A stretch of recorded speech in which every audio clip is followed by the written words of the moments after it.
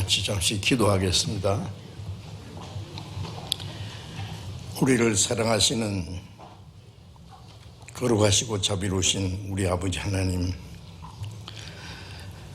하나님을 멀리 떠나 죄 가운데 행하던 저희를 불쌍히 여기시고 우리가 하나님을 알지 못할 때에 하나님이 우리를 사랑하시고 우리가 받아야 될 저주와 심판을 주 예수님이 대신 담당하시고 주님이 우리 대신 죽으시고 흘리신 그 보배로운 피로 우리의 죄를 영원히 씻어주시고 아무 공로 없이 구원해 주신 그 크신 은혜 감사합니다. 우리의 남은 생에는 오직 하나님을 섬기고 하나님의 영광을 위해서 복음을 전하며 살 수 있도록 도와주심을 믿고 감사드립니다. 이 시간 주님의 보배로운 피로 구속함을 받은 저희들 주님 앞에 함께 모여서 주님의 은혜를 찬송하며 주님의 말씀을 배우며 주님과 함께하는 거룩한 무리 안에서 교제케 하심을 감사드립니다. 우리 각 사람은 각 사람을 굽어 살피시고 하나님의 자비로운 손길로 각 사람의 영혼을 더욱 붙들어 주옵소서. 이 세상은 날로 흉악해지고 하나님이 작정하신 마지막을 향해서 달려가고 있는 걸 저희들이 압니다. 이제 우리가 하나님의 거룩한 자녀로 흠없이 이 악한 세대에 정신을 차리고 순종하며 다시 오시는 주님을 사모하며 살아갈 수 있도록 인도해 주옵소서. 우리 중에 아직도 하나님의 사랑을 참으로 깨닫지 못한 영혼이 있으면 그 영혼을 구원해 주시고 한 사람도 이루어짐이 없게 도와주옵소서. 전국에 있는 우리 교회, 세계 많은 교회, 어려운 가운데 믿음을 지키고 복음을 전하는 모든 형제 자매들에게 하나님의 말씀과 능력으로 지켜주셔서 하나님의 자녀로 합당하게 행하며 주님의 복음을 더욱 담대히 전거해서 많은 잃어진 영혼들을 주님 앞으로 인도해서 구원받게 하는 하나님의 역사를 능히 이루게 해 주옵소서. 이 시간 또 우리에게 나타내시기 원하시는 하나님의 말씀, 우리가 마땅히 어떻게 행할 일들을 더욱 가르쳐 주옵소서. 우리 주 예수님 이름으로 기도드렸습니다. 아멘. 찬송해 주시겠습니다. 우리 성경 말씀 데살로니가전서 5장을 찾겠습니다.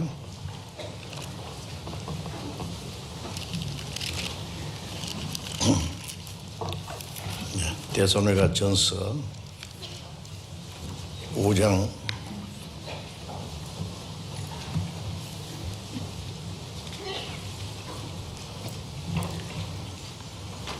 16절부터 18절까지 읽겠습니다.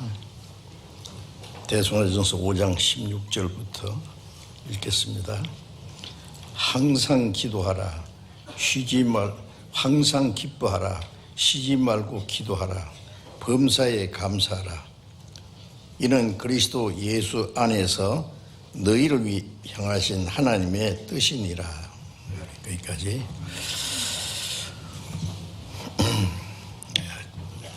지난 주계 수양회 때도 하나님의 은혜 가운데 잘 마쳤습니다. 그리고 새로이 참석하신 분들 다수가 구원을 받았으시라고 그렇게 믿습니다. 궁금하실까 봐 잠깐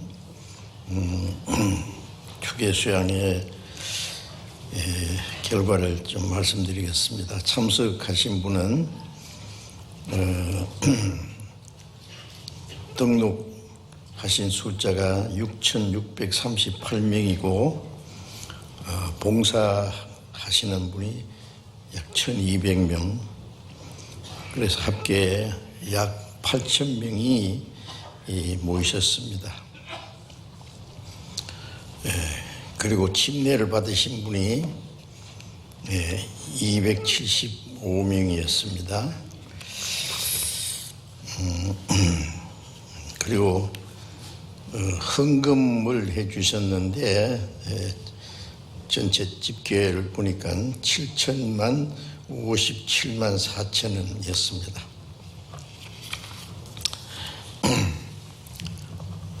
우리 수양관 건축을 위해서 귀하게 사용될 것입니다. 또 한 가지 말씀드릴 것은 아시다시피 지금 중동에서 방금이라도 큰 전쟁이 일어날 것 같은 아주 위험한 일이 일어나고 있습니다. 하마스가 이스라엘을 공격해가지고 많은 사람들을 인질로 잡아간 그 사건 때문에 가자 지구의 사람들이 수만 명이 죽었다고 합니다. 그 전쟁이 아직 끝나지 않았고 그 배후에 레바논에 이 시리아와 이란이 또 뒤에 지원하고 있었기 때문에 헤즈볼라라 그러죠. 그게 지도자들을 며칠을 그냥 지하실에서 회담하고 있는데 폭탄을 떨어뜨려서 한 명 남고 다 죽었다고 합니다. 그리고 또 새로운 사람을 세워놨더니 어떻게 알고 그 사람도 죽였습니다. 그래서 레바논과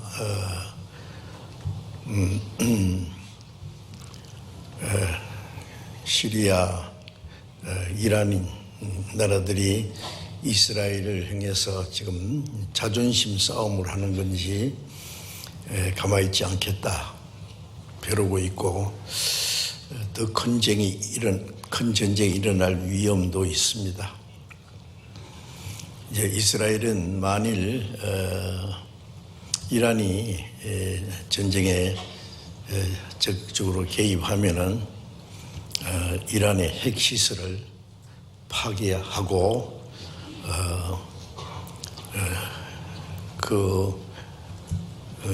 석유 시추하는 그 모든 시설들을 파괴할 수도 있다고 합니다. 이란이 옛날에 팔레비 왕 때는 친이스라엘 국가였는데 갑자기 친소로 넘어가서 이스라엘을 대적하는 나라가 됐습니다. 그리고 이스라엘 측에서 핵무기를 많이 개발했다고 생각합니다. 그것은 이스라엘 측 위한 준비입니다. 그것을 이스라엘이 잘 알고 있기 때문에 과거에 핵무기를 만드는 기술자를 여러 사람 죽였습니다. 그래도 지금 핵무기를 만들어 놓고 지하에다가 저장해 놨는데 이스라엘이 뭐 지하에 아무리 숨겨놨어도 당장에 다 파괴시킬 수 있다고 합니다. 미국은 그 핵무기만은 건드리지 마라. 또 석유를 만일 석유 거기서 이란에서 많이 생산되는데 석유 생산하는 거세 시설이나 석유 저장고를 폭파시킨다면은 세계의 기름값이 말할 수 없이 치솟을 수 있기 때문에 좀 많이 염려하고 있고 우리도 염려합니다. 그런데 이스라엘은 막무가내입니다. 어떤 말도 듣지 않습니다. 이스라엘은 아는 대로 2차 세계대전 때 전후해서 600만 명이 무자비하게 학살당하고 세계 가는 곳마다 그들은 온갖 순환을 당했기 때문에 이방인 복수한다고 하는 그 복수 사상이 있습니다. 이제 이스라엘 건드리기만 하면 너는 어느 나라든지 가만 안 두겠다. 그 조그마한 나라가 어떻게 그렇게 배짱도 있고 또 실제로 그 무력이 있는지 우리가 얼른 이해하기 어려운데, 성경의 마지막 전쟁이 이스라엘에서 일어나게 기록이 되어 있습니다. 그 이스라엘이 사는 중동, 거기가 바로 에덴 동산이 있던 자리고, 예수님이 오셔서 복음이 시작된 자리고, 또 마지막 인류 역사가 끝날 장소도 거기입니다. 그래서 에스겔 38장에 러시아가 이스라엘 치러 갈 때 거기서 마지막 전쟁이 미국과 여러 나라가 동시에 전쟁을 하게 되고, 그건 누가 이기고 전는 전쟁이 아니라 하나님이 이 세상을 불로 심판하는 핵전쟁이 될 것이라고 우리가 알고 있습니다. 지금은 아직 그 마지막 전쟁은 스가랴 14장에 있는 대로 그 전쟁은 아직은 일어나지 아니라고 생각합니다. 순서가 조금 안 맞기 때문에. 그리고 러시아가 이스라엘 치러 여러 나라를 대동하는데 그 앞잡이 노릇하는 나라가 이란으로 정확하게 기록되어 있습니다. 여러 나라, 그 다음에 제일 앞잡이가 이란인데 정확하게 지금 그대로 있습니다. 이스라엘 대적하는 나라로서. 그래서 지금 세계는 이제 중동에서 제5차 전쟁, 중동 전쟁이 일어날 수도 있겠다. 5차는 이스라엘 독립하자마자 1차, 2차, 3차, 4차 전쟁이 있었고, 그때마다 이스라엘이 대승리했습니다. 이제 5차 중동 전쟁이라는 것은 누가 이겨 전쟁이 아니라 마지막 하나님의 세상을 심판하는 전쟁이 될 겁니다. 그날이 우리 앞에 얼마나 가까웠던 것을 우리가 잘 알고 있습니다. 아마 러시아가 우크라이나와 전쟁하고 있는데 그 전쟁이 아마 곧 끝나겠죠. 끝나면 그 다음이 이제 러시아가 여러 나라를 대동하고 이스라엘 치러 갈 겁니다.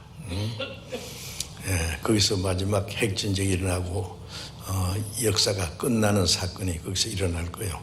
그 사건이 우리 시대에 다가오고 있다는 것은 참 놀라운 일입니다. 그래서 베드로전서 4장 7절에 만물의 마지막에 가까웠으니 너희는 정신을 차리고 근신하여 기도하라. 우리 그리스도인들에게 한 말입니다. 만물의 마지막에 가까웠다는 거 우리도 알고 있습니다.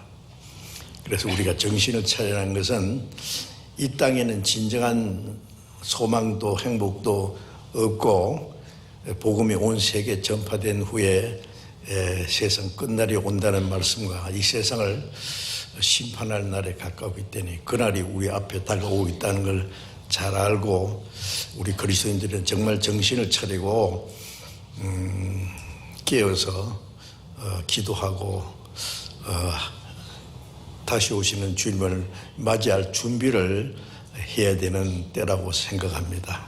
그런 마음을 가지고 우리가 형식적인 종교생활을 그만하고 이제 그리스도인으로서 언제 주님이 다시 오실지라도 주님을 맞이할 수 있는 마음을 가지고 살아가야 되겠다고 생각합니다.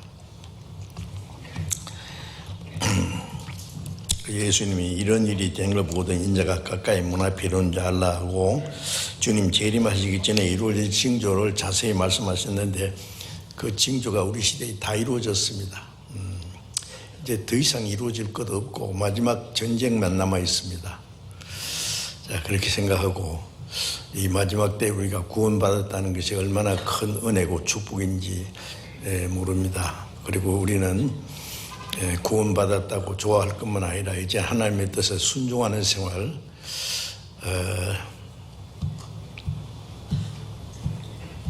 멀지않아 그 하나님의 나라에 들어갈 수 있는 그런 준비를 하고 살아야 되겠다고 생각합니다. 자, 오늘은 이제 읽은 말씀에서 데살로니가전서 5장 16절에서 18절까지 바울 사도가 데살로니가 교회에 이 말씀을 보냈고 그 끝부분에 항상 기뻐하라, 쉬지 말고 기도하라, 범사에 감사하라. 이는 그리스도 예수 안에서 너희를 향하신 하나님의 뜻이니라. 구원받은 성도들을 향한 하나님의 뜻이라는 거, 하나님이 원하시는 거예요. 여기 세 가지가 나와 있는데 아주 간단하게 항상 기뻐하라, 쉬지 말고 기도하라, 범사에 감사하라. 그 말씀 안에는 많은 내용이 담겨 있습니다. 물론 그것은 하나님이 그리스도 안에 있는 모든 사람들에게 원하시는 하나님의 뜻이라고 이렇게 말씀했습니다. 그래서 이 말씀을 조금 드릴까 합니다. 그리스도인은 여기 항상 기뻐하라고 했는데 기뻐해야 될 일이 너무나 많습니다. 이 세상에는 진정한 소망도 행복도 기뻐할 것도 없다는 거 압니다. 그런데 세상 사람들은 좀 돈 벌고 부유해지고 육신적으로 잘 되면은 그걸 가지고 기뻐하는데 그 기쁨은 죄악의 즐거움입니다.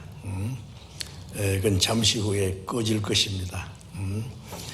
우리 그리스도인들은 그런 세상적인 육신적인 즐거움 아니고 정말 영원한 생명과 소망을 주셨기 때문에 우리는 하나님 안에서 기뻐해야 될 일이 너무 많습니다.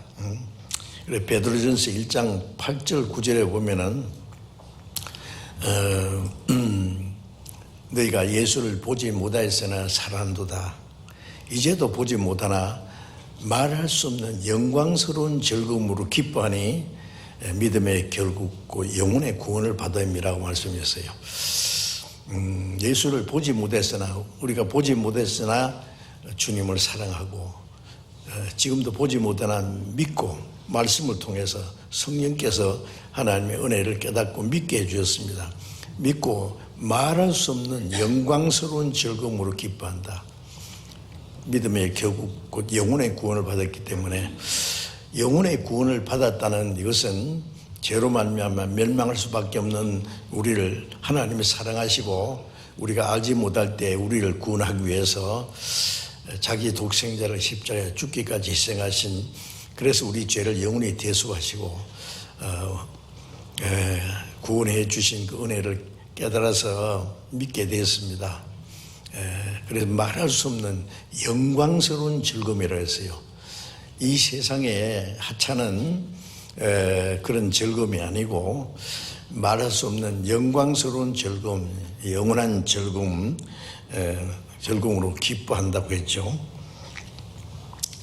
그리고 이사야 61장 10절에 보면은 내가 여호와를 인하여 크게 기뻐하며 나의 하나님으로 인하여 즐거워하리니 이는 그가 구원의 옷을 내게 입히시고 의의 겉옷으로 내게 더함이 힘이 신랑이 사물을 쓰고 신부가 자기 보물로 단장함께 함과 같게 하였습니다. 내가 여호와로 인하여 크게 기뻐한다. 왜? 하나님이 구원의 옷을 내게 입히시고 구원의 옷을 입히시고 의의 겉옷을 우리 죄를 사해 주시고 우리를 의롭다 하셨습니다. 그것으로 단장한 것이 신랑이 결혼식 할 때 사물을 쓰고 신부가 자기 보물로 가장 아름답게 단장한 것과 같이 우리에게 하나님은 우리를 단장해 주셨다는 말씀입니다. 그리고 누가복음 10장 28절에 보면은 예수님이 이스라엘에서 70명을 예수님을 따르는 사람들을 구별해서 그들에게 이스라엘 전역에 다니면서 전도할 사명을 주셨습니다. 얼마 후에 그들이 전도를 다 하고 주님 앞에 모여서 하는 말이 주의 이름으로 귀신들도 우리에게 항복하더이다 그랬어요. 예수님을 통해서 기적이 나타나고 심지어 귀신이 자기들이 항복했다 그러면서 너무 기뻐서 말했습니다. 그때 예수님이 귀신이 너에게 항복하는 것을 인하여 기뻐하지 말고 너희 이름이 하늘에 기록된 것으로 기뻐하라 하셨어요.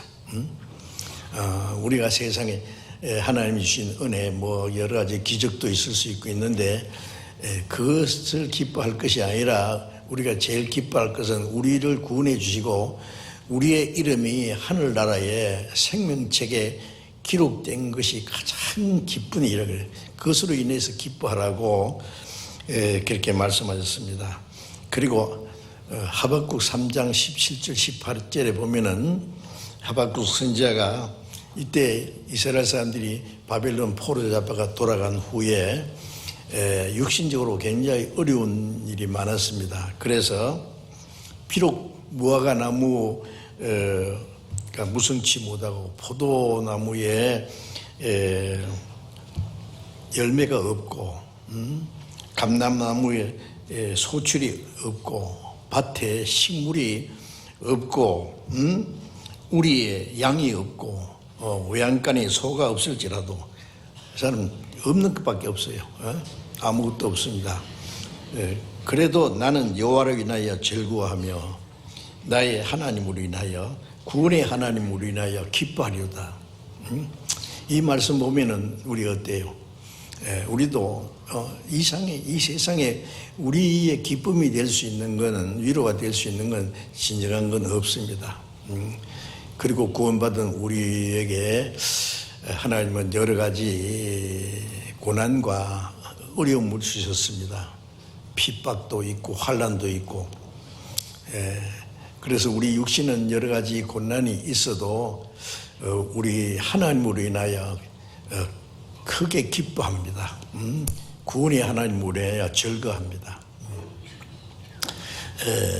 그래서 우리 육신적으로 뭐 다 풍부해서 그것으로 인하여 즐거워하는 게 아니고 어떤 고난과 역경 중에서도 너무너무 가난할 때도 구원해 주신 하나님의 은혜를 인하여 기뻐할 수 있습니다. 그래서 이 말씀은 곧 구원받은 우리에게 가장 적합한 말씀이라고 생각합니다. 우리는 세상 것으로 위로와 기쁨을 얻으려고 하는 것은 결코 아니고 주님이 주시는 기쁨, 우리의 영혼의 기쁨이 있습니다. 그리고 빌립보서 4장 4절에 보면은 바울 사도가 빌립보에 가서 전도하다가 옥중에 같이 있던 사건이 있었죠. 바울과 실라가 쇠고랑이를 차고 매를 맞고 옷을 다 벗겨서 온몸이 쓰리고 아프지만은 밤중쯤 돼서 기도하고 찬송했다 그랬어요.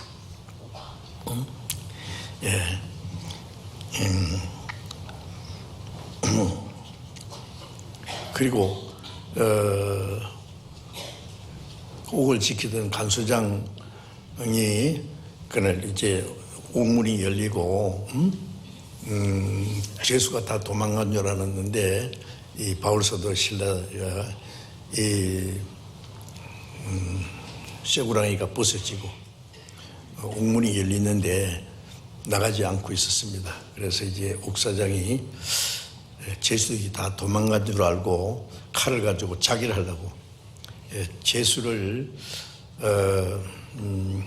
탈출하도록 내버려두면 그 당시에 지키던 사람이 대신 죽어야 된대요. 그러니까 바울이 하는 말이 내 몸을 상하지 말라. 우리가 여기 있다. 그래서 이 옥사장의 등불을 가지고 들어가 보니까 문이 다 열리는데 그대로 있거든요. 그래서 이 옥사장이 하는 말이 그 앞에 무릎을 꿇고 선생들아 내가 어떻게 해야 구원 얻으리까. 그 옥에 있으면서도 기도하고 찬성하는 소리를 다 들었거든요. 그들의 믿음이 얼마나 확실하고 진실하다는 것을 알았습니다. 그래서 자기도 그 하나님을 믿고 싶어서 어떻게 해야 내가 구원을 받느냐. 주 예수를 믿으라. 그래야만 너와 내 집이 구원받으리라. 그래서 바울 사도 맞은 자리를 다 씻기고 그날 온 가족들을 모아놓고 밤새도록 말씀을 전하고 온 가족이 구원을 받았어요. 그래서 크게 기뻐했다고 그랬습니다. 그로 인해서 이 빌립보 교회가 시작됐어요. 루디아 집에서 또 이제 빌립보 성도들이 많이 구원을 받고, 근데 빌립보에 역시 많은 핍박이 있었어요. 핍박과 환란이 있었어요. 그래서 빌립보서 4장을 기록할 때는 바울 사도가 전도하다가 저 죄수처럼 잡혀서 로마 옥중에 갇혀 있을 때에 빌립보 교회에게 편지한 겁니다. 뭐라고 했냐면은 주 안에서 항상 기뻐하라. 내가 다시 말하노니 기뻐하라. 그 많은 핍박과 환난 중에 있는 이 빌립보 성도들에게 너희가 여러 가지 고난과 어려움이 있어도 하나님의 은혜와 영광을 바라보고 소망 중에 절구하라고 한 겁니다. 옥중에 있는 바울 사도는 말할 수 없는 고난이 있죠. 언제 죽을지 모르는 상황 속에서. 그런데 옥 밖에 있는 빌립보 성도들에게 절구하라고, 다시 말하노니 절구하라고. 그리스도인들이 어떤 환난과 핍박 중에서도 실망하지 않고 슬퍼하지 않고 하나님의 은혜로 인하여 감사할 수 있습니다. 그래서 그 기쁨을 잃지 말아 그래요. 다시 말하노니 기뻐하라. 바울 사도는 옥중에 갇혀 있음에도 기뻐하고, 마지막 죽음이 가까이 왔을 때 내가 관자와 같이 부음이 되고 내 떠날 기약이 가까웠도다. 그러면서 디모데에게 편지하면서 크게 기뻐했어요. 그렇게 사모하던 주님을 이제 만날 시간이 됐기 때문에. 그리고 마태복음 5장 11절 12절에 보면은 예수님이 제자들에게 말씀하시기를 나를 인하여 너희를 욕하고 핍박하고 그것으로 너희를 거스리어 모든 악한 말 할 때에 복이 있나니 기뻐하고 절구하라. 하늘에서 너희 상이 큼이라. 전에 있던 선지자를 이같이 핍박했느니라. 사도들을 핍박하고 성도들을 욕하고 그랬지만은 예수님은 너희를 욕하고 핍박하고 거짓말을 들어서 너희를 거스려 대적해서 모든 악한 말 할 때에 너희 복이 있다. 기뻐하고 절구하라. 왜? 주님의 이름으로 핍박을 받고 고난을 받으면 그만큼 상이 많아지기 때문에 하늘에서 너희 상이 큼이라. 전에 있던 선지자도 이같이 핍박했느니라.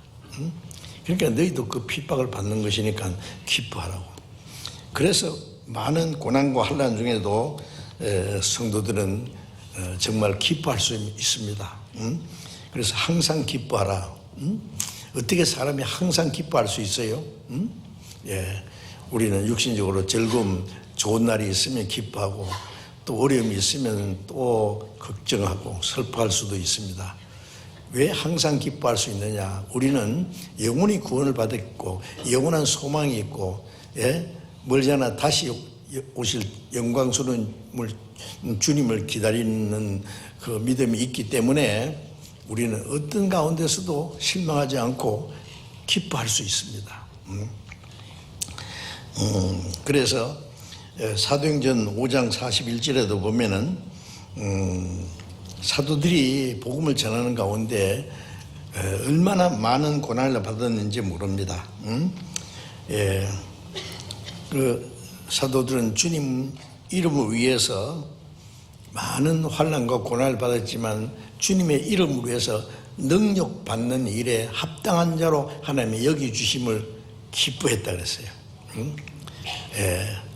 우리는 주님을 위해서, 복음을 위해서 능력을 받고 환난을 받은 것에 대해서 기뻐했다고 했어요. 참 놀랍지 않습니까? 우리는 어떤 환난과 고난이 있어도 죽음이 와도 그 앞에서 기뻐할 수 있습니다. 왜 그러냐면은 죽음으로 우리의 소망을 끊을 수 없고 육신의 죽음이 오면은 그날도 주님을 만나는 날이거든요. 바울 사도는 전도하면서 헐벗고 굶주리고 자지 못하고 먹지 못하고 죽고 떨고 감옥에 수없이 갇히고 매를 수없이 맞고 여러 번 죽을 뻔하고 그랬는데 그 항상 기쁨이 넘치고 주님 앞에 가기를 간절히 사모했습니다. 내 육신을 떠나서 빨리 주님 앞에 갔으면 좋겠다. 몇 번이고 구원받은 사람은 어떤 고난과 심지어 죽음이 와도 실망하지 않습니다. 여러 가지 고난이 오면은 그리스도와 함께 영광 받기 위하여 고난도 함께 받아야 될 것이니라. 주님과 함께 영광을 받기 위해서 받는 고난이고 또 우리가 세상을 떠나면 그 영광스러운 주님을 만나니까요. 최고 기쁜 겁니다. 전에 동해에서 그 미 함대가요 하나 납북당해가지고 북한으로 끌려갔잖아요. 거기에 수십 명 미군이 타고 있었습니다. 그런데 그 미군 한 사람이요 나중에 살아서 돌아와서 그가 쓴 책이 있어요. 조그마한 책이 있는데 그거 보면은 잠깐 와서 하는 말이 나는 오늘 10시 10분에 주님을 만난다 그러더래요. 무슨 말인가 하면은 내가 10시 너는 10시에 죽을 거다 그랬기 때문에 10시에 내가 죽으면은 10시 5분이나 10분은 주님을 만나는 시간이다. 그걸 기뻐하면서 자기 침상에 가서 시큰 자더래요. 베드로도 야고보가 그 전날 목 잘려 죽었는데 베드로도 죽이려고 옥에 가뒀잖아요. 그런데 어떻게 밤새도록 울면서 통곡했습니까? 아니요. 깊이 잠들었어요. 내일은 주님 만난다 그런 마음가짐일 거예요. 너무 편안하니까 그 천사가 막 옆구리를 발로 차스게 왔잖아요. 자, 우리는 어떤 환난과 어려움이 와도 우리 마음에 주신 그 평안과 기쁨을 잃어버리면 안 되겠죠. 그래서 베드로전서 4장 13절에 오직 너희가 그리스도의 고난에 참여하는 것으로 기뻐하라. 이는 그의 영광을 나타내실 때에 너희로 즐거워하고 기뻐하게 하려 합니다. 주님이 나타나실 때에 우리가 주님과 함께 그 즐거움과 기쁨에 참여할 것이기 때문에 우리가 어떤 환난과 고난이 있을 때에 실망하는 것은 자기 믿음의 연약함을 보이는 것이라고 할 수 있습니다.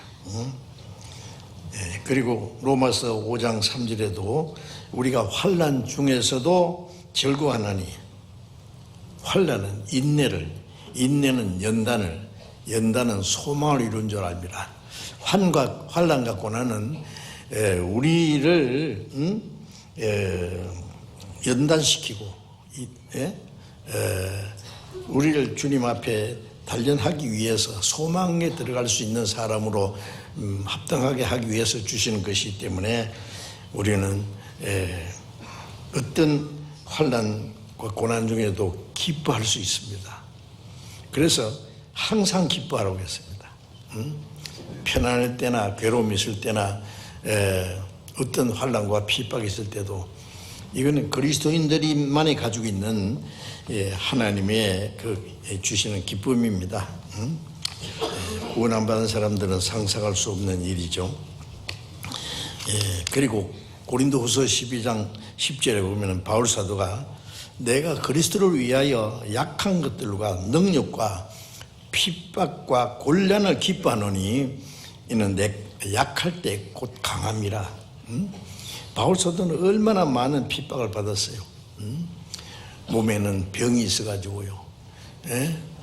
그 가시가 있었다 그러죠. 가시는 아프기만 하지 죽진 않아요. 안 죽을 정도로 가시를 주셨어요. 그게 떠나기를 3번 기도하니까 네 은혜가 네게 족하도다. 응?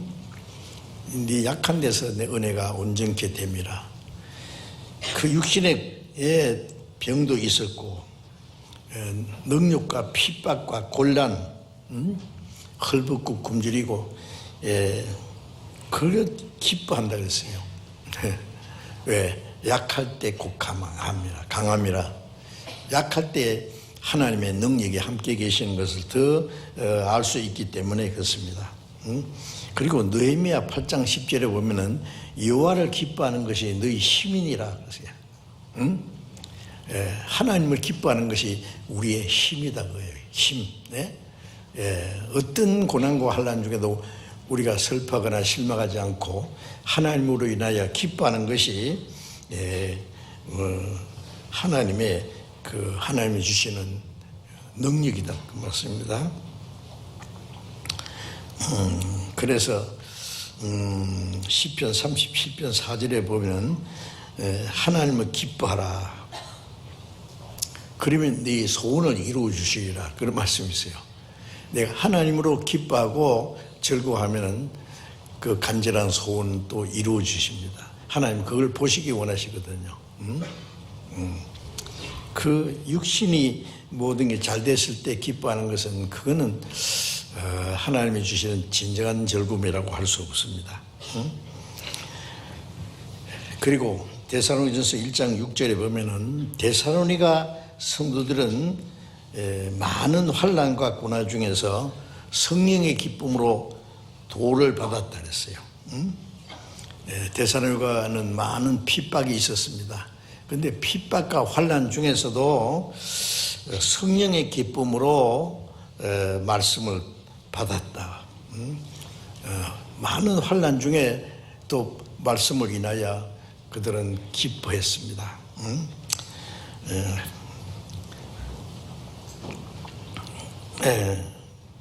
주님이 우리와 함께 하신다는 것을 믿는 믿음과 미래에 하나님이 우리에게 주실 영광스러운 소망을 인해서 우리는 항상 기뻐할 수 있습니다. 항상 기뻐하라 그랬죠. 어떤 경우에도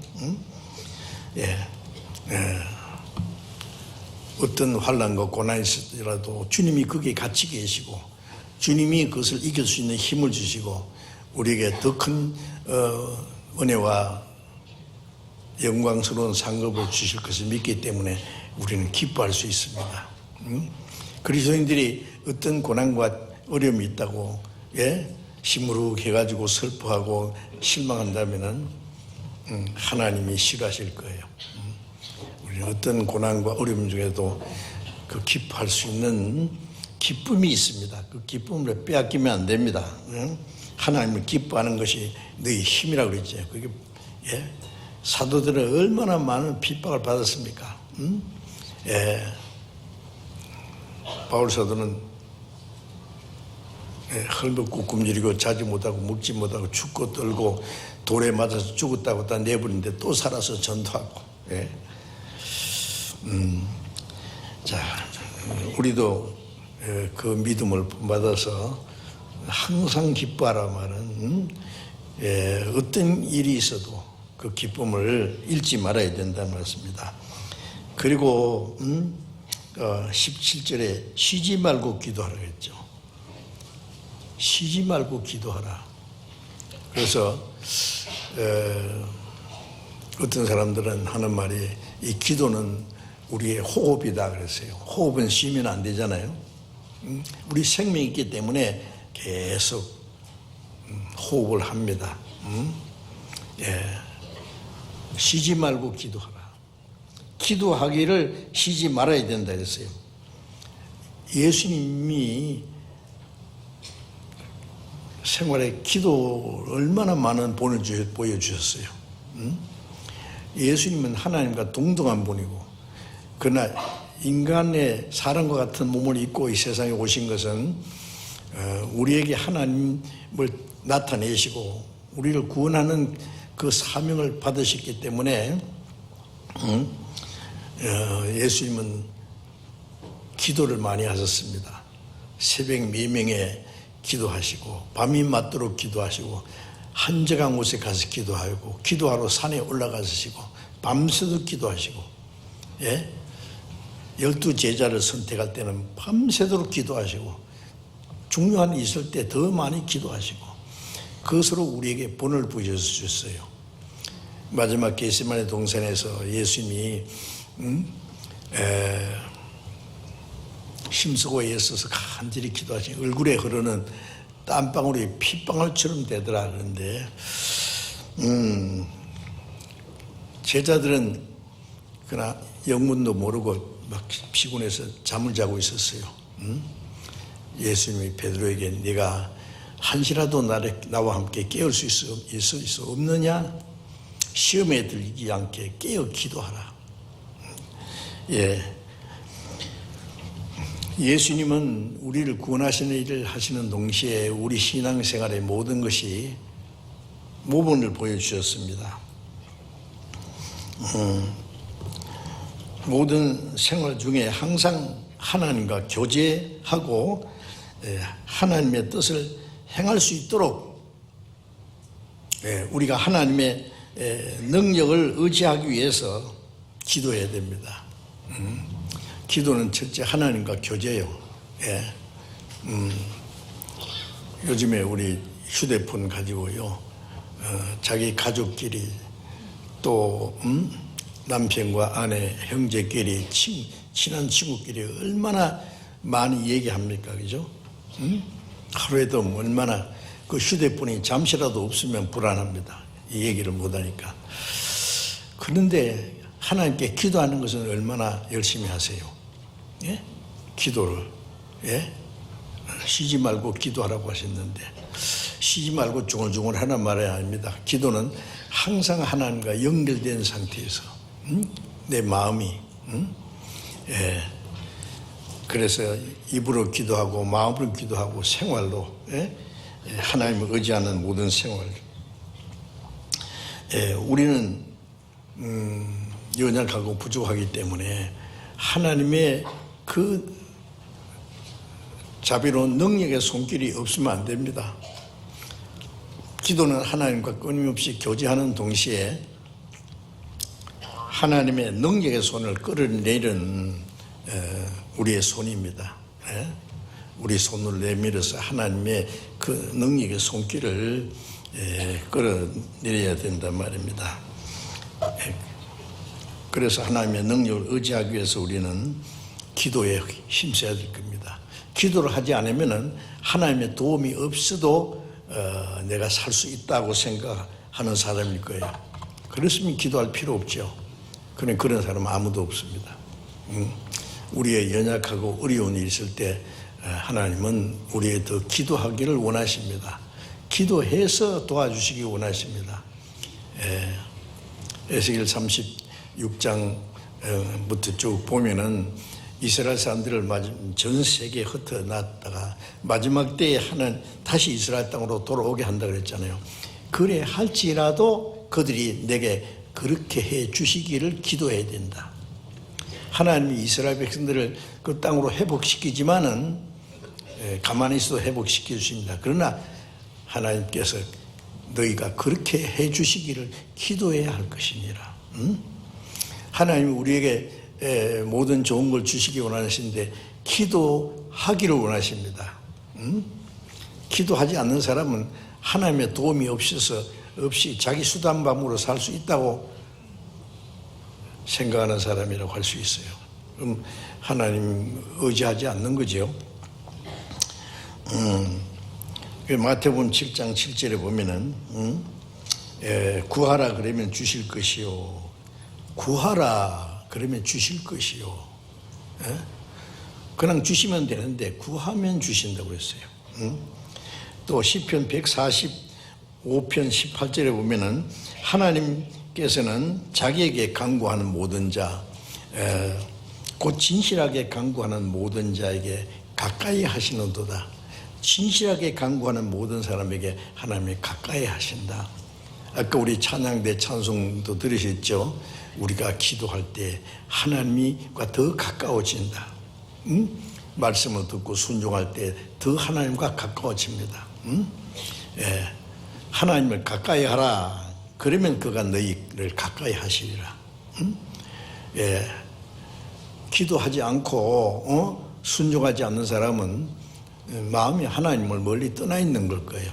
예. 그리고 자기 어려울 때만 뭐 도와달라고 하는 그건 좀 합당치 않을 겁니다. 평소에 항상 하나님과 교제하는.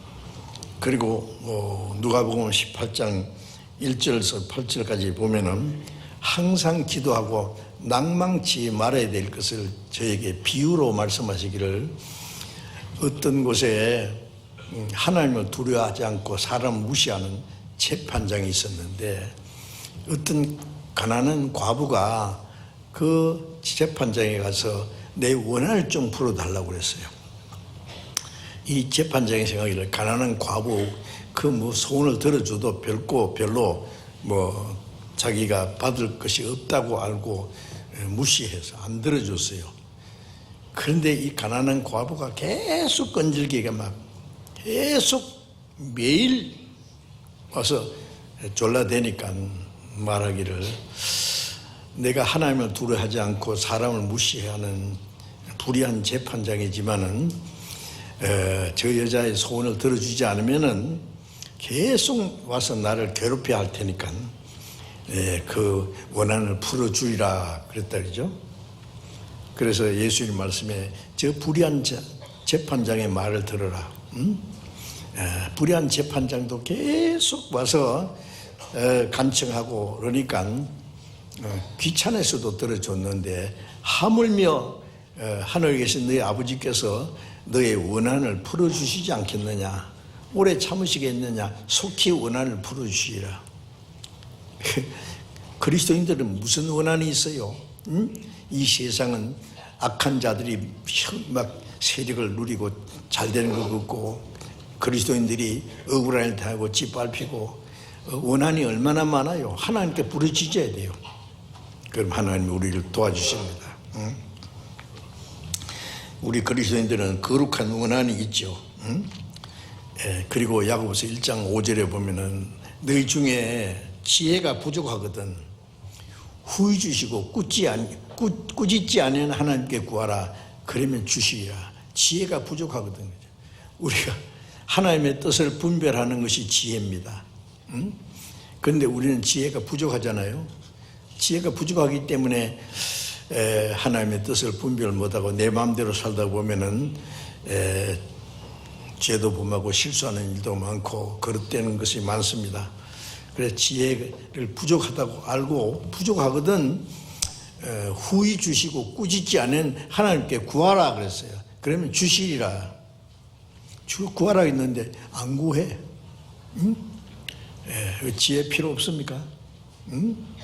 지혜도 주시고 능력도 주시고 하나님의 뜻대로 살 수 있도록 우리가 하나님 말씀을 깨닫고 하나님의 뜻을 분별하고 하나님의 뜻대로 살 수 있는 지혜와 힘을 얻기 위해서 쉬지 말고 기도해야 됩니다. 기도. 우리 그리스도인의 기도가 얼마나 중요해요. 우리 전도인들은 더 많이 기도해야 되죠. 기도하는 것과 말씀 전하는 것을 전무하리라고 했어요. 근데 우리 교회에서는 성경은 많이 읽고 외우고 배우고 아는데 기도가 부족한 것 같아요. 그렇죠? 기도. 그런데 구원 안 받은 사람은 막 금식 기도도 하고 철학 기도도 하고 산기도 하고 대단합니다. 구원 안 받은 사람이 저 산속에 가서 아버지 그러면 마귀가 오냐 내 아들아 그럴 거예요. 주시옵소서 뭘 성령을 그러면 귀신 들어갑니다. 안 들어주세요. 구원받은 우리는 하나님이 들으신다고 하는데 우리는 왜 기도 안 하느냐고요. 기도 안 하고 자기 수단 방법대로 하려고 어려움 있으면 근심 걱정하고 기도할 수 있는데 왜 그래요? 모든 걸 하나님께 토하고 하나님께 맡기면 하나님이 들어주신다고 했는데,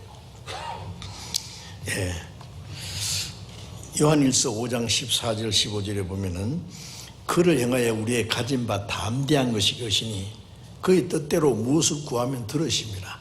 우리가 하나님 앞에 담대한 게 뭐냐면 하나님의 뜻대로 구하면 들으심이라. 그리고 그의 뜻대로 구하면 들으신 줄 안즉 구한 그것을 또 받은 줄로 아느니라. 하나님 앞에 담대히 기도할 수 있는 것은 하나님의 뜻대로 기도하면, 내가 하는 기도가 하나님 뜻에 합당하다고 생각하면은 담대히 기도해야 돼요. 하나님 들으실 줄 믿고.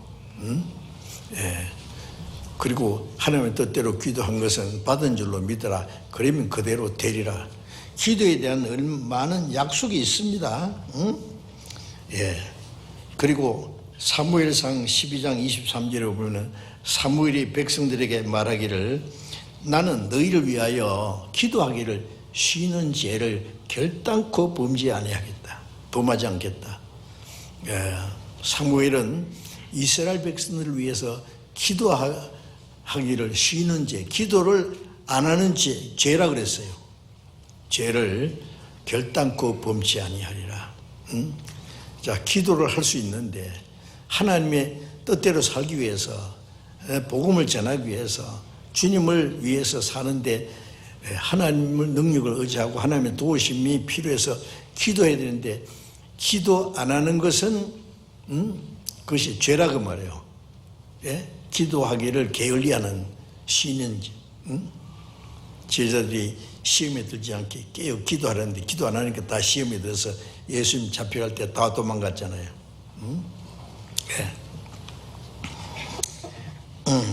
그 성경에 기록한 선지자들과 사도들과 또 역사 속에 복음의 일꾼들은 다 한결같이 기도의 사람들이었습니다. 기도를 게을리한 사람 아무도 없어요. 그래서 이 기도는 우리의 생활. 그래서 쉬지 말고 기도하라. 쉬지 말고 연속해서 기도하는 겁니다. 하루에도 몇 번이나. 사소한 것도 기도해야 됩니다. 오늘 내가 어디로 가는데 하나님, 오늘 내가 어디에 가는데 하나님 날 지켜주시고, 내가 누구를 만나는데 하나님 내게 지혜를 주시고, 유익한 시간이, 하나님의 뜻을 행하는 시간이 되게 해달라고, 자기 가족들을 위해서, 자기를 위해서 기도하고, 가족들을 위해서도 기도하고, 복음 전하는 사람을 위해서 기도하고, 성도들 위해서 기도하고. 기도할 일이 너무 많잖아요. 저는 아침에 깨면은요 순서적으로 기도하는 게 있습니다. 기도할 일이 너무 많아요.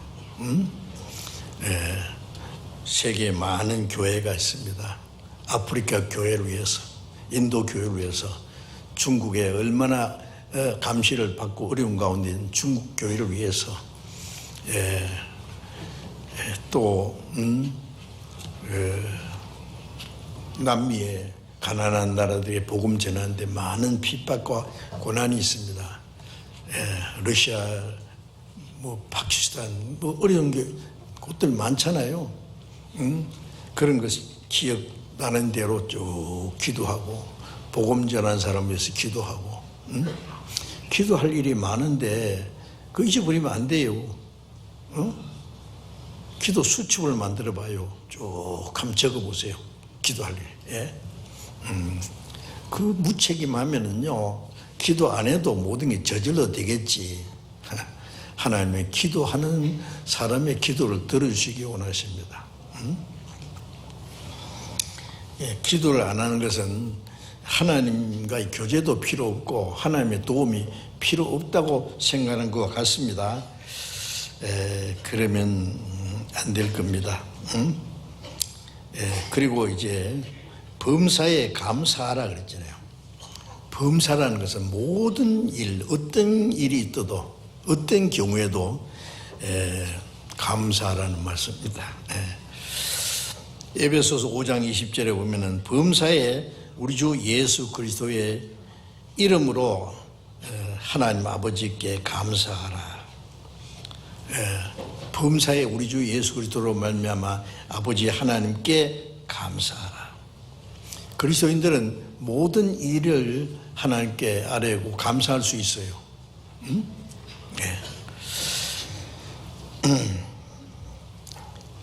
하나님의 은혜에 대한 응답은 말로만 감사할 뿐 아니라 하나님의 뜻대로 합당하게 살아가는 것이 하나님이 우리에게 주신 그 은혜에 대한 보답입니다. 응답입니다. 사무엘상 2장 7절에 보면은 여호와는 가난하게도 하시고 부하게도 하시고 높이기도 하시고 낮추기도 하신다 그랬어요. 어떨 때는 부하기도 하시고 가난하기도 하시고. 이스라엘 백성들을 애굽에서 나온 후에 광야에 40년 동안 어떨 때는 줄이게도 하시고 목마르게 하시고 열조가 알지 못하던 만나를 먹이시기도 하고 반석을 쳐서 물을 주시기도 하고. 왜 그럽니까? 그들이 하나님의 말씀을 순종하는지 안 하는지 시험했다 그랬어요. 우리는 모든 게 잘 될 때만 하나님께 감사하고 어려움이 있을 때 잘못하면 하나님에 원망하고 그러면 안 됩니다. 하나님 우리에게 가난하게도 하세요. 우리가 가난하기 때문에 빨리 쉽게 구원받았다는 걸 알아야 됩니다. 가난한 자에게 복음이 전파된다. 그래서 성경에 이제 부유한 자여 울며 슬퍼할지어다. 너에게 이 말 그 형벌을 인해서 부자들은 구원받기 어렵습니다.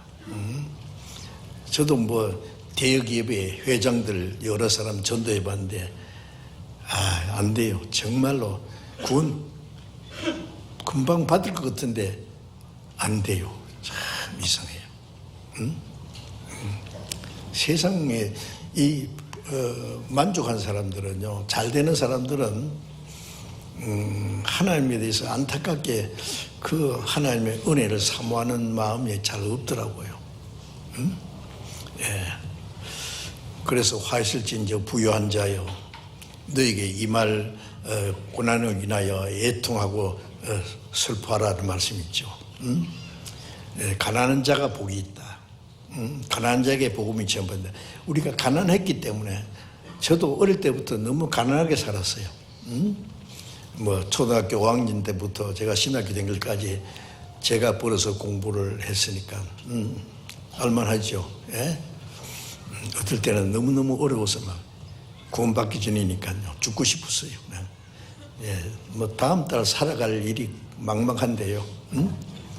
지나간 추럭이 쫙 지나가면요 뛰어들고 싶은 마음이 순간적으로 그래서 사람이 죽기도 하는 모양이에요. 또 정신을 차리고 그래도 이제 내가 예수 믿으니까 지옥에 가지 말고 천국 가야지. 다른 거 못해도 성경은 실컷 읽어야 되겠다. 전도도 하고 구원받기 전에 열심히 전도했어요. 하나님이 그걸 좋게 보신 것 같아요. 그래서 성경 배워도 보니 내 믿음이 뭔가 잘못된 걸 알고 거듭나지 않으면 하늘나라 볼 수 없다는 걸 알고 내가 쭉 살펴봤어요. 언제 거듭났는가. 기도할 때 무슨 일이 있었는 것도 아닌데 그것도 아니에요. 부흥회할 때 기뻐하는 것도 있었어요. 다 거듭난 일이 없어요. 나는 거듭나지 않았다. 그때는 벌써 신학교 다니면서 목회를 2년 동안 했을 때인데 사람들은 저 믿음이 좋다고 그러고 막 저를 칭찬해 줬는데 난 믿음이 잘못됐다는 거, 거듭나지 못했다는 걸 알고 누구한테 말할 수도 없고 이제 죽으면 나는 지옥 간다. 그래 1962년 10월 30일 저녁 8시경에 내가 이제까지 교리적으로 지식적으로 알던 예수 그리스도 나와 무슨 상관이 있다는 거 양심적으로 확실히 깨달았어요. 구원받고 나니까요 내가 세상에서 제일 행복한 사람이야. 그래 가난했기 때문에 빨리 구원을 받은 거예요. 제가 부유했더라면 모든 게 잘 됐다면 아마 구원을 못 받았을 거예요. 그러니까 가난했기 때문에 어렵기 때문에 구원받게 된 것에 대해서 감사하지 않습니까? 응? 우리 교회 뭐 큰 부자 없지 않습니까? 응? 부유한 것 자랑할 거 없어요. 응? 그래 바울 사도는 내가 풍부에 처할 줄 알고 빈궁에 처할 줄 알아 일체의 비결을 배웠다 그랬어요. 풍부에 처할 줄 알았다는 것은 어떨 때는 그에게 연보를 가지고 거다 가지고 예루살렘 교회에 전달하는 그에게 연보를 가지고 가는데 뭐 그 굶을 필요 있겠어요? 응? 예. 그러나 그것으로 만족하지 않고 또 빈궁에 처할 줄 알았다. 너무너무 가난해서 헐벗고 굶주리고 자지 못하고 먹지 못하고 죽고 떨고 빈궁에 처할 줄 알았다.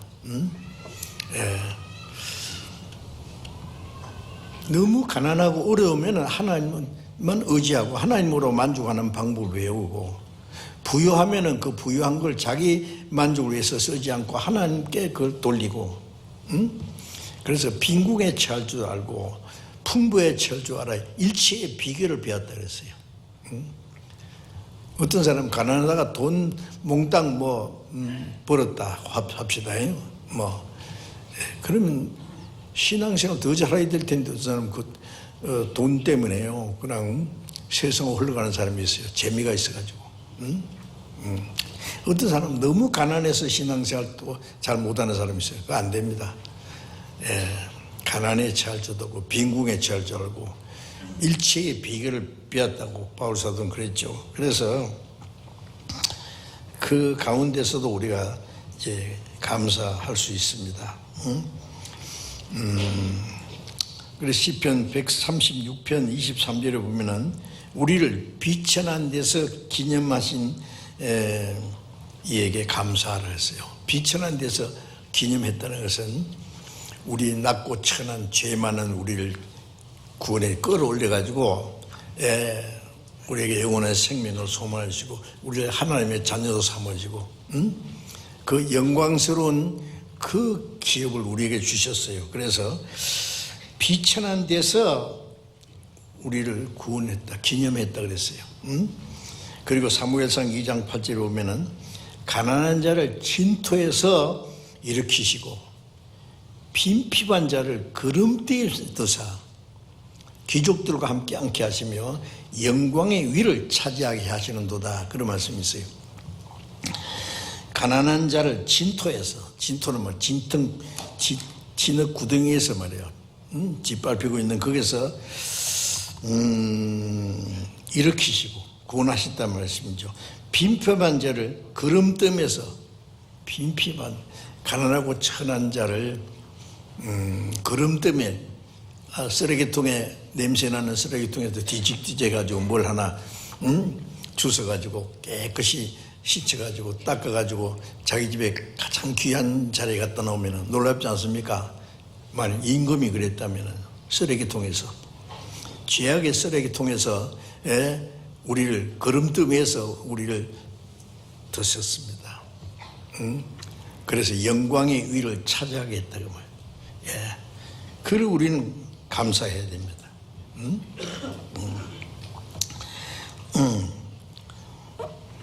다니엘 6장 10절에 보면은 다니엘은 바벨론의 포로 생활 중에서도 하루에 3번씩 무릎을 꿇고 하나님께 기도하면서 하나님께 감사하였더라 그랬어요. 포로 생활 중에 얼마나 어려움이 많겠어요. 그런데도 하루에 3번씩 무릎을 꿇고 하나님께 감사했다. 감사해. 원망하지 않고 감사했습니다. 참된 신앙생활은 범사에 하나님께 감사하는 것입니다. 감사하는 거.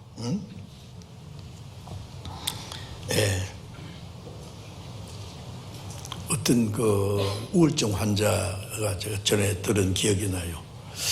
의사가 그러더래요. 당신 하루에 몇천 번씩 감사하다는 말을 계속 해보라고. 감사합니다. 감사합니다. 감사합니다. 자나깨나 막 감사합니다. 그러면 병이 나을 거라고 그러니까 그거 한다고 병이 낫겠나 그런데 해보라고. 계속 감사하다는 말을 막 연속하다 보니까 어느샌가 병이 나았대요. 그럴 수도 있을 것 같아요. 우리가 그 병이 나고 어려움, 고난이 있을 때는 자기 스스로 슬퍼하고 열등감을 가지고 원망하는 마음도 있고 그랬을 텐데 감사하는 마음이 생기면은요 그 고난에서 벗어납니다. 병도 고쳐줄 거예요. 감사한 마음이 있으면.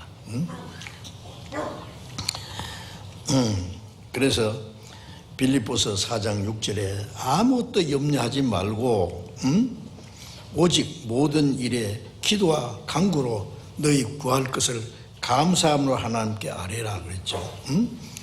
감사함으로. 아무것도 염려하지 말고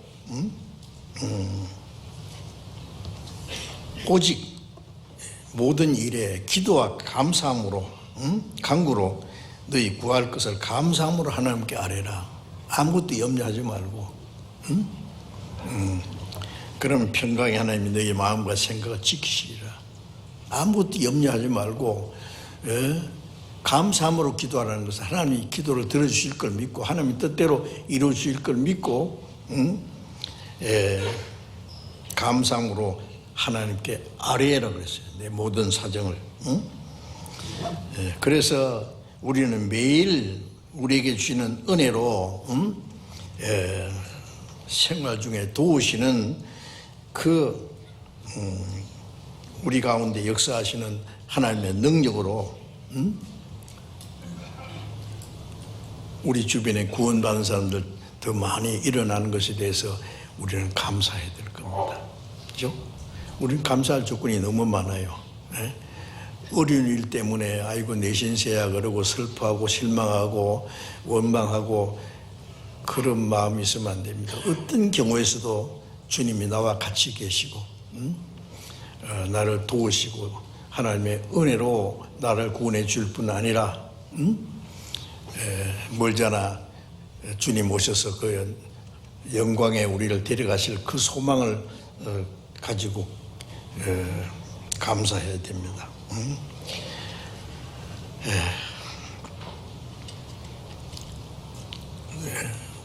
우리가 주님 안에서 살아가는 생활은 오직 자신의 어떤 의지와 노력으로만 되는 것이 아니라 우리 마음에 거하시는 주님의 성령으로 말미암아 우리를 지키시고 도우시지 않습니까?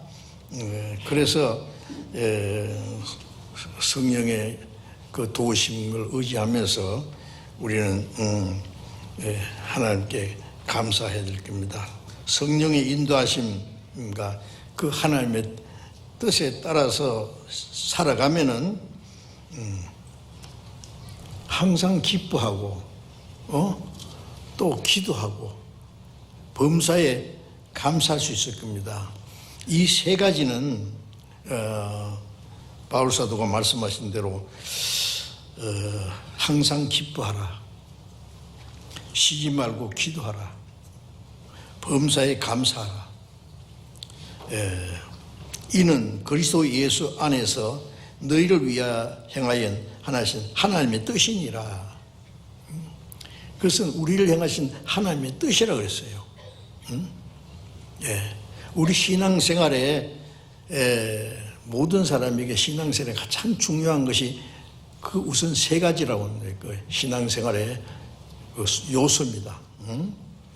항상 기뻐하고 또 쉬지 말고 연속적으로 기도를 하고 또 모든 일에 어떤 일이 있어도 감사하는 마음, 그게 우리 신앙생활에 가장 중요한 것이라고 생각합니다. 그렇게 하고 있는지 우리 자신을 좀 살펴보고 정상적인 신앙생활에는 그것이 필요합니다. 그리스도 안에서 하나님이 너희를 행하신 하나님의 뜻이라고 했잖아요. 하나님의 뜻이. 하나님의 뜻이라면 하나님이 우리를 향해서 원하시는 겁니다. 그걸 원하셔요. 그리고 우리는 그렇게 하고 있는지 자기를 좀 반성하고 돌아보면서 그렇지 못하면 그렇게 하도록 노력해야 돼요. 응? 우리 생활에 항상 기뻐할 수 있습니까? 응? 바울 사도는 헐벗고 굶주리고 매를 맞고 춥고 떨고 빌립보 옥중에서도 전도하다가 그 옥중에서 옷을 다 벗기고 온몸이 막 채찍에 맞고 쇠고랑이를 차고 바울과 실라가 있는데 밤중에 기도하고 찬미했습니다. 야고보서에 보면 그랬죠. 고난 당하는 자가 있느냐 저희는 기도할 것이요. 기뻐하는 자가 있느냐 저희는 찬송할 것이니라. 고난 당할 때 우리는 더 간절히 기도하고 또 하나님이 우리에게 주신 모든 은혜를 생각하면은 또 기뻐하고. 그래서 밤중에 그 옥중에서 기도하고 찬송할 때요 기적이 나타났잖아요. 옥문이 열리고 막 쇠고랑이 다 부서지고 그날 밤에 옥사장 가족이 구원받고 하나님을 기뻐하라 이것이 너의 힘이니라. 그 가운데 하나님의 능력이 나타납니다. 우리가 그리스도인답게 우리 마음의 자세를 좀 바르게 가져야 되겠어요. 그래서 그리스도 안에서 하나님이 너희를 향하신 하나님의 뜻이니라. 그렇게 하는 게 하나님의 뜻이라고 했으니까 그렇게 하지 못했으면 이제부터라도 그렇게 하도록 항상 기쁨을 잃지 말고 범사에 감사하는 어떤 경우도 감사해야 돼요. 고난이 있어도 병이 들어도 죽음이 와도 우리는 감사할 수 있잖아요. 주님의 손 아래에 있으니까. 그렇죠? 하나님의 그 크신 은혜로 우리를 구원하신 하나님이 우리에게 뭘 안 주시겠어요? 자기 아들을 아끼지 않고 우리 모든 사람을 위하여 내어주시니까 아들과 함께 모든 은사로 주시지 않겠느냐. 자기 독생자를 우리를 구원하기 위해서 죽는 데까지 내어주신 하나님이 뭘 안 주시겠느냐 그래요. 우리는 그 하나님에 관한 믿음이 없기 때문에 조금만 고난이 와도 원망하는 마음이 있고 슬퍼하고 실망하고 그러면 안 됩니다. 그 믿음이 연약함을 보여주는 겁니다. 그래서 이 말씀을 좀 생각하면서 항상 기뻐하라. 어떤 경우에도 기뻐하라. 쉬지 말고 기도하라.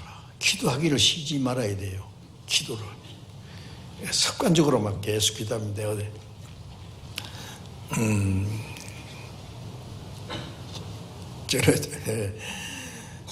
제 아내가 이제 차를 운전해서 어디 가도 꼭 기도가 나옵니다. 하나님 지켜주십시오.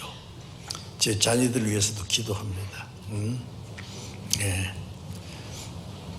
제 하나밖에 없는 아들이 워싱턴 교회를 담임하고 전도하고 있습니다.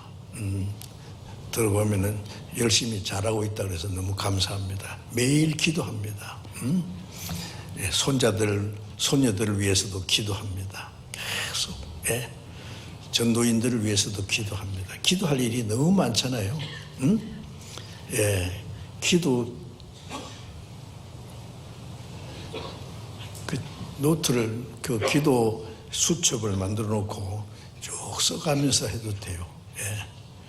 그러면 이제 그걸 계속 하다 보면 뭐 볼 필요 없이 그냥 저절로 기도 제목이 떠오르고 기도를 저를 위해서 기도하시는 분이 아주 많다는 거 압니다. 그래서 저는 자주 우리는 목사님을 위해서 저는 목사님을 위해서 매일 기도합니다. 그러면요 예, 열심히 기도해 주세요. 너무 감사하고 힘이 납니다. 기도한 사람이 많으면 그만큼요 나를 돕는 군대가 많아지는 겁니다.